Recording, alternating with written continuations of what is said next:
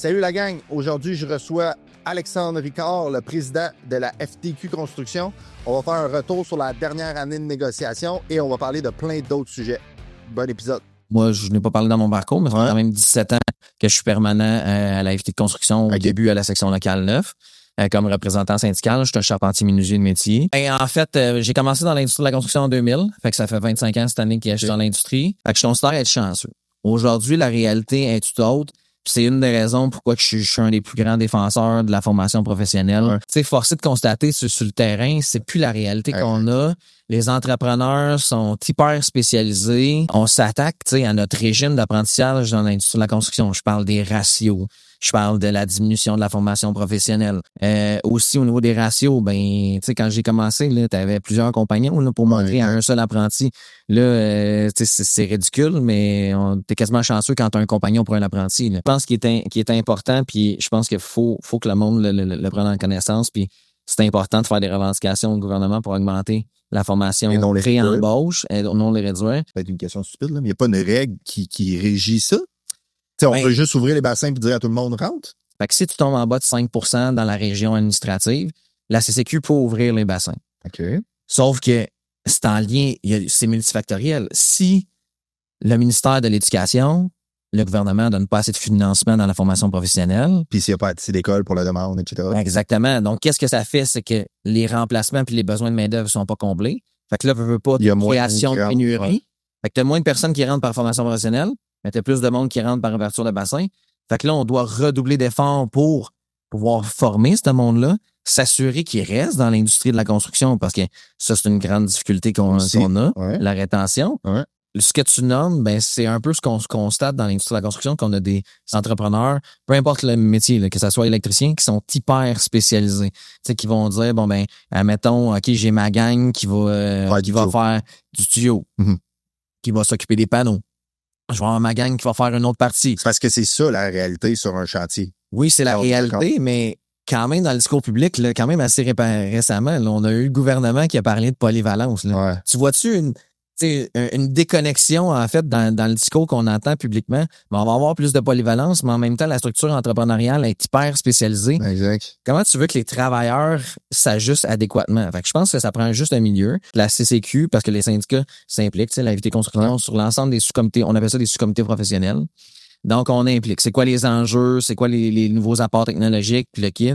Puis on va donner des conseils au ministère de l'Éducation pour mettre à jour les DEP, s'assurer que la main-d'œuvre développe les compétences appropriées. Fait qu'avec la CCQ, les syndicats et les associations patronales de l'industrie de la construction, on joue ce rôle-là. Okay. Mais le problème qu'on a dans l'industrie, c'est que la CCQ est seulement aviseur. Donc, il peut conseiller le ministère, mais si le ministère décide de ne pas y apporter d'attention, de ne pas apporter de financement dans la refonte, ben on est un peu pris dans la revendication. Ouais. Puis là, ben on sait pas quand est-ce que ça va se mettre à jour. Mais aussi, une entreprise, pour pouvoir former de la main-d'œuvre, peut demander du financement au fonds de formation de l'industrie. Okay.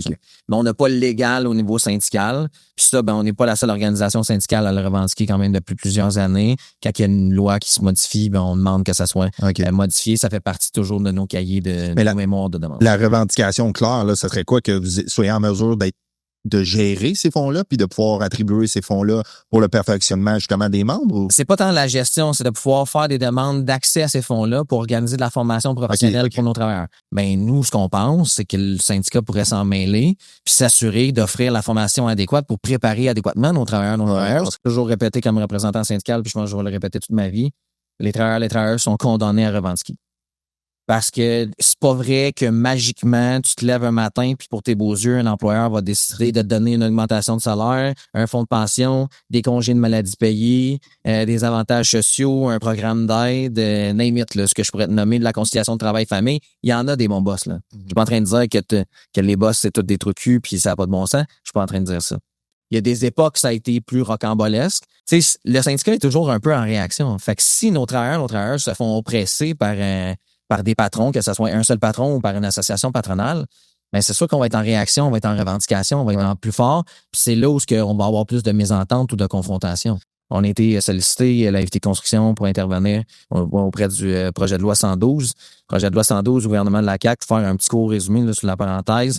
C'est pour ouvrir, en fait, la province du Québec aux autres provinces, aux travailleurs économiquement. Il n'y a pas juste les travailleurs de l'industrie de la construction qui est concerné. Comme aller en Ontario. Whatever. Comme aller en Ontario, c'est le kit. C'est quand même des choses, des réalités qui font partie de notre quotidien. On connaît ce contexte-là.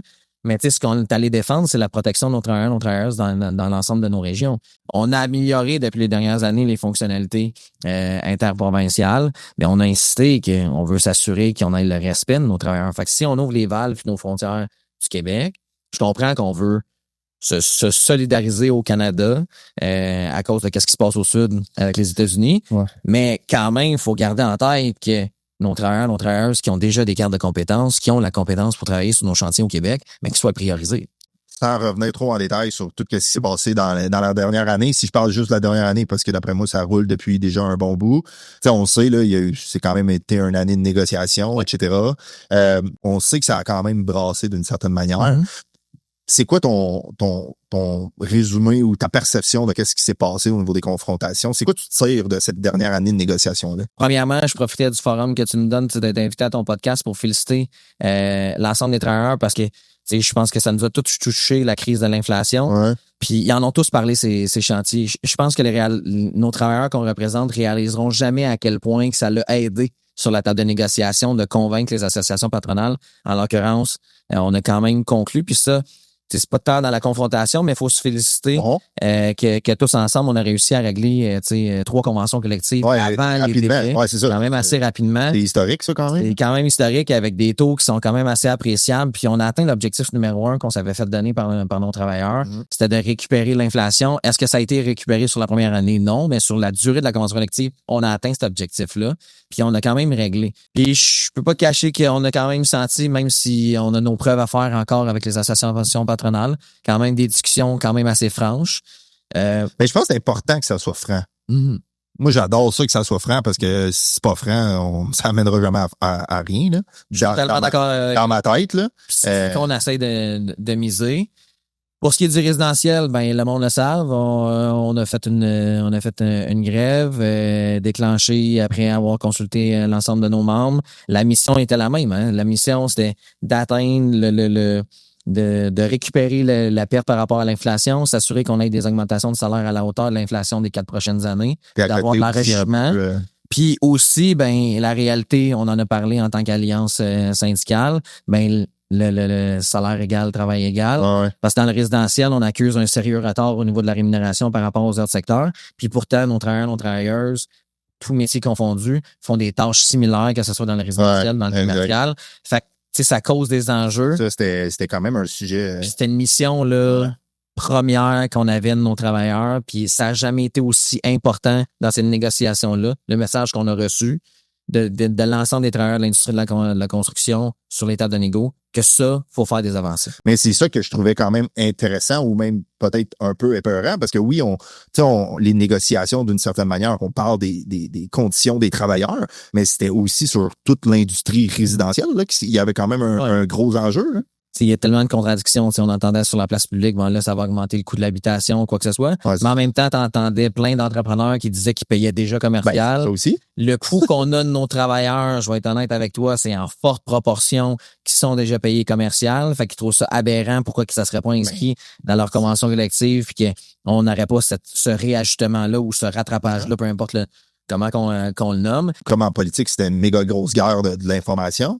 Mais c'est parce que quand on voyait l'information sortir, puis on regardait de où provenait l'information, des fois, tu étais comme, OK, ben ça marche comme pas, là. Sans, encore une fois, aller dans le détail, est-ce que tu penses que ça a créé un défi que les autres secteurs aient signé, même si c'était un succès là, que les autres secteurs aient signé, mais est-ce que ça a créé un genre de débalancement dans les négociations? Est-ce que ça a joué un impact? Parce que si on regarde les faits, ça a quand même joué un impact solide. Là. Oui, ça a eu un impact. Ben c'est sûr, je t'écoute puis je t'avoue que ce discours-là, quand on fait les recherches, je le quitte puis qu'on regarde vraiment sur le terrain qu'est-ce qui se passe, je suis obligé de te dire que c'est pas vrai. C'est des tours à condos, c'est des maisons arrangées, fait que c'est des gros développeurs qui vont prendre des grosses marges de profit, qui vont en rester pas beaucoup puis l'impact de l'augmentation du prix des matériaux, là, sais, on en a parlé durant les négos, ça a sorti publiquement, est pas mal plus importante que la proportion coût des matériaux, coût de la main-d'œuvre dans le résultat final. Ça a monté de façon rocambolesque dans les dernières années. Ouais. Les prix des taxes foncières, le prix des terrains, ça, là, c'est pas de la faute des travailleurs. Qu'on pense que ça va impacter, mettons, il y a une augmentation de 8%, on pense que ça va augmenter la maison de 8%. Je te garantis que les promoteurs, tout ce qu'ils ont fait quand on a eu l'augmentation de 8%, c'est tout ça qu'ils ont fait. Ils ont tout augmenté leur prix des maisons à 8%. Est-ce que ça a changé ou est-ce que vous êtes en train de mettre en place certains programmes ou etc. pour justement, on parlait de perfectionnement ou de compétences, est-ce que ça va à un moment donné faire partie de qu'est-ce qu'on va faire pour les travailleurs? Mais c'est sûr que notre vigilance est de s'assurer que, en premier lieu, que la formation suive son cours, puis les enjeux de demain dans l'industrie de la construction, donc l'évolution technologique n'en fait partie. Est-ce que c'est la seule chose? Non, mais l'évolution technologique n'en fait partie. Le braquage ou la confrontation, ce qu'on arrive, c'est quand il y a une imposition patronale à utiliser les équipements personnels du travailleur, l'intrusion dans la vie privée. Ce que je te dirais, c'est que ce qu'on va sensibiliser l'ensemble de nos travailleurs aussi, c'est que l'employeur a ses responsabilités. Il faut qu'il continue à assumer ses responsabilités. Et le travailleur est pas là pour se faire décharger les responsabilités de son employeur. Je comprends que tu le penses pas vraiment, mais je peux te dire que sur le terrain, ben souvent, certains employeurs prennent ces moyens technologiques-là pour faire des économies de bout de chandelle. Si tu es un travailleur puis tu lui donnes le rôle de superviser puis de s'assurer qu'il fasse tout de A à Z, ben, je suis désolé, mais il va falloir que tu payes. Puis on est un peu le chien de garde de ça, de s'assurer. Puis si on peut contribuer aussi comme mouvement syndical, ben, on veut faire partie de cette transition-là parce qu'on veut avoir notre mot à dire, parce que c'est nous autres, le transmetteur qui regroupe l'ensemble des préoccupations de nos travailleurs. Bon, petit mot pour la fin. Ouais. Ce serait quoi ton conseil ou ton message justement pour soit des gens qui se disent hey, je vais peut-être aller dans la construction ou je suis en train de faire ma formation puis je rentre bientôt dans la construction. Ce serait quoi ton message, ton conseil que tu donnerais là? Que le syndicat, c'est un outil de travail. Fait que dans ton coffre à outils, il faut toujours que tu le gardes le plus proche. Je pense que c'est ton outil le plus important. Parce que on est tous des gens de métier à la FT de construction, qui sont métier d'occupation. Fait qu'on a tous vécu les enjeux.